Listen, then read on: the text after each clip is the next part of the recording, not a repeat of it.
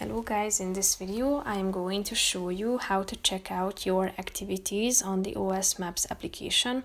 But first I just want to mention, don't forget to subscribe to my channel because at 10,000 subscribers I am going to show you my whole YouTube revenue statistics and growth strategy, how to make money online. Now let's jump into it. First of all, open the application on your phone.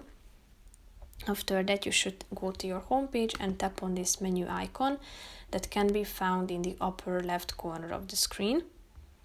Then you should click on the My Activities button below Preferences, and here you can see the distance, you can see the chart and the activity history down below.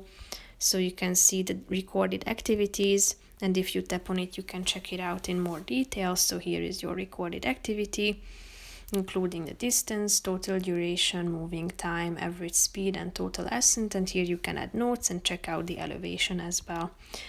So that's how you can check out your activities. If you tap on this plus icon, you can add an additional activity, either by recording it or creating a route.